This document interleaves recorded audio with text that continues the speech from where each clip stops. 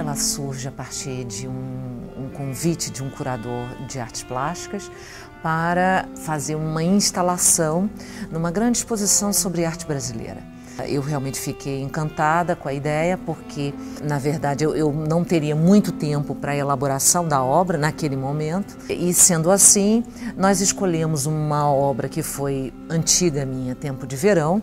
onde minha irmã Beatriz Milhazes, que cria, né, ela é a criadora dos cenários, nós estaremos utilizando aquele cenário e eu trazendo de uma maneira,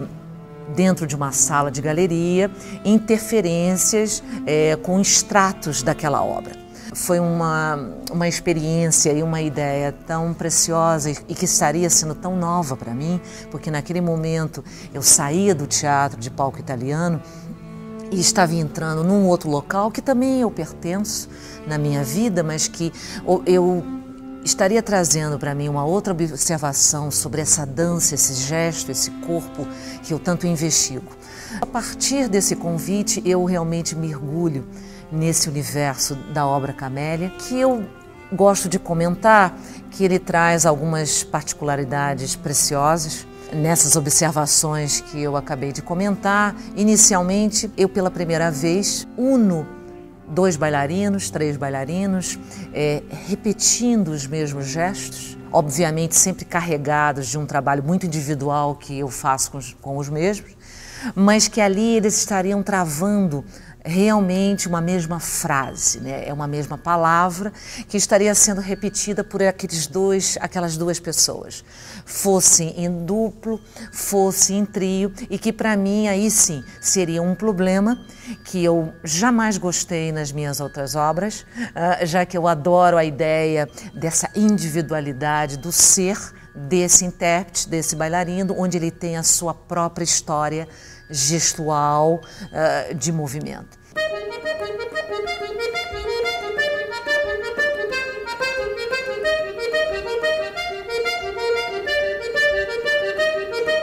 O que eu elaboro no Camélia, então eu digo que é como se eu tivesse, são 3 grandes sonetos, né? São interlúdios, são conversas que esses intérpretes vão travando na cena, sempre no sentido, eu acho que eu amo o indivíduo, essa questão da alma, do ser, ele, acredito eu, que está atávico nas minhas composições, e dentro desse universo, ou melhor, dentro dessa possibilidade, dessa construção desses pseudos sonetos, eu vou travar uma aventura muito preciosa na questão da musicalidade, né, na trilha sonora, que também sempre em todas as minhas obras é um fato, a minha profunda dedicação a uma pesquisa, sempre uma pesquisa dentro da cultura brasileira, né, me interessa essas sonoridades brasileiras, as interferências que nós sofremos nesse momento e que nós sofremos no passado. E aí, naquele momento, eu também estava muito envolvida com o barroco, onde eu tinha acabado de montar uma ópera Pigmalião. E eu falei, bom, eu acho que chegou a hora de eu ir atrás desse barroco brasileiro, que também faz parte da minha formação intelectual e que tem tanto a ver com a obra da minha irmã, com a minha vida. Esse primeiro soneto seria dedicado à música do século XVIII barroca brasileira,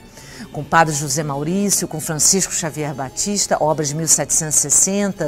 1758, tocadas lindamente por Marcelo Fagerland, cravista, e obras para viola da gamba, aí já de anônimos, mas obviamente músicos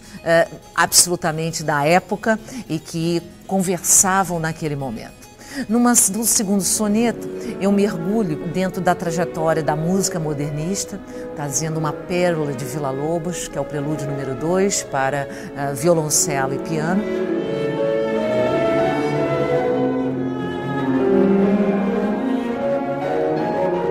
Eu desconhecia e que trava as boas surpresas que Villa-Lobos sempre me prega,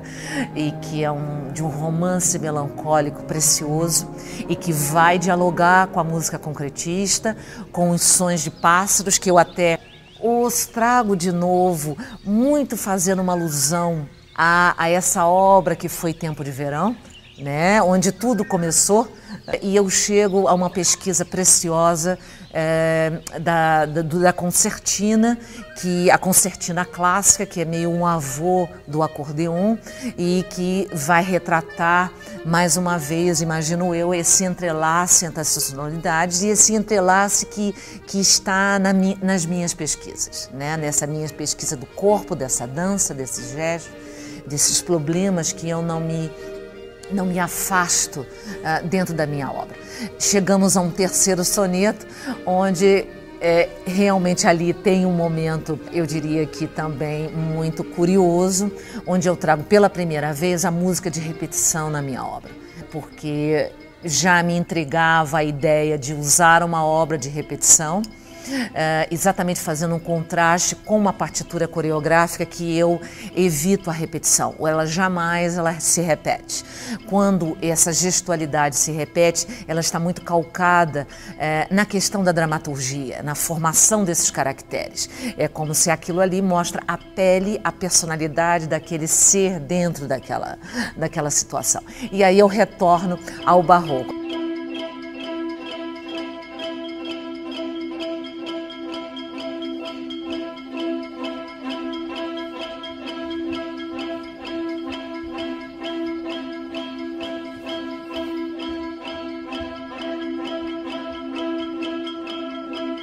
Camélia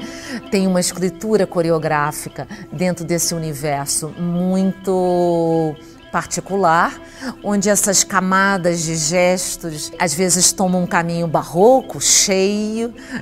como é muito um pouco a minha cara. Ao mesmo tempo,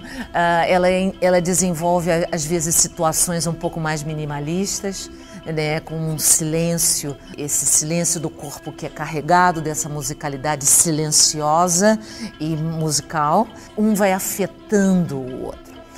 Obviamente, eu não poderia deixar de dizer do cenário da artista Beatriz Milhazes, que por sorte é minha irmã, que cria todos os cenários, e ela cada vez mais trazendo essa tridimensionalidade, né, esses elementos tridimensionais, esse grande mobile que se desenvolveu de um que era do tempo de verão, eles se tornam 5, né, são 5 móveis tridimensionais, onde eles vão corroborando, eles vão sussurrando com esses intérpretes essas situações, eles os instigam, são esses contrastes, os contrastes das cores, que são as cores da alma, que são as cores do gesto, e que vão, acredito eu, criando um pouco esse bolo, um bom bolo, um gostoso bolo cheio de confeitos. Dentro dessa veias de trabalho, a gente chega ao figurino, né, que sempre assim é algo muito delicado também, porque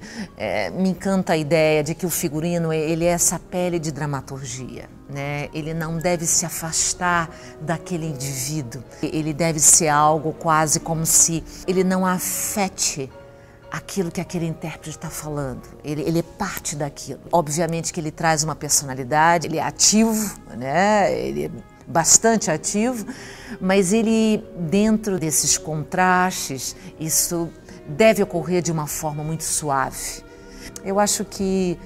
Camélia é mais um local de eu me confrontar como uma artista de dança, que estou cada vez mais tentando ver que lugar é esse, se possível, da minha obra, que pode afetar de forma absolutamente amorosa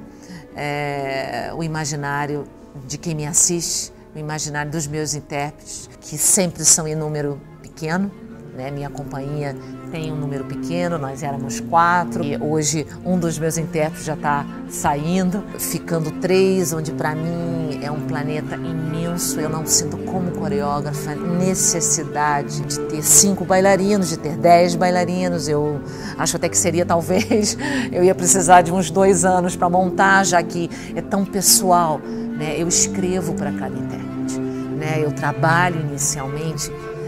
individualmente. Às vezes eu fico pensando, trabalhar com 10, talvez eu ia encontrar uma mecânica que ia fazer com que eu não fizesse assim 6 anos uma obra para poder dar conta a esse universo tão grande de intérpretes. Mas o que me encanta são essas 3 pessoas tão diferentes e que elas devem jamais abrir mão das suas memórias, jamais realmente evitar, ignorar da onde eles vieram. E aí sim, nós estarmos, através do trabalho, observando e buscando essa dança que nos pertence, né? Essa dança que nós queremos dividir, esse lugar do corpo que nós queremos dividir.